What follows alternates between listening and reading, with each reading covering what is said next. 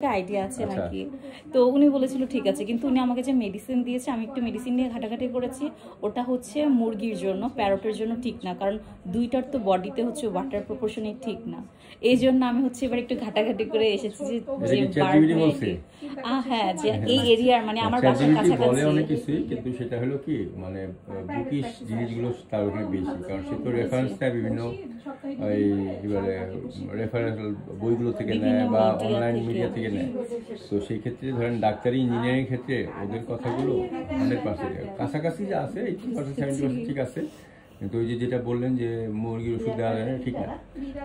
মুরগি পাখি ওরাও পাখি, পাখির ফিজিওলজি অ্যানাটমি অনুযায়ী কিন্তু মানে এই ওষুধগুলো তৈরি হয়। সুতরাং any sort of avian medicine এভিয়ানে ব্যবহার করা যায়, তবে ডোজটা আসলে কোনটা কি দিতে হবে সেটা। আবার এভিয়ানে আপনার হিউম্যান মেডিসিনও ব্যবহার করা যায় যদি সেই ওষুধটা ওর জন্য রেকমেন্ডেশন থাকে, কারণ হিউম্যান মেডিসিনগুলো অনেক পিউরিফাইড থাকে, মানে অ্যানিমেল গ্রেড না, হিউম্যান গ্রেড সেম না, কিন্তু বিষয়টা হলো কোনটা দেওয়া যাবে কোনটা দেওয়া যাবে না, এটা একটা বড় বিষয়, বুঝছেন। যে ধরেন মনে করেন যেমন র্যাবিটে আপনি যদি অ্যামক্সিসিলিন দেন এটা হলো বিষ, মরে যাবে। বেড়ালে আপনি প্যারাসিটামল দেন মরে যাবে। এবং পাখির ক্ষেত্রেও বেশ কিছু ওষুধ আছে যেগুলো দেওয়া যায় না, সুতরাং যেগুলো দেওয়া যায় না সেগুলো দেওয়া যাবে না, এগুলো বিষয়।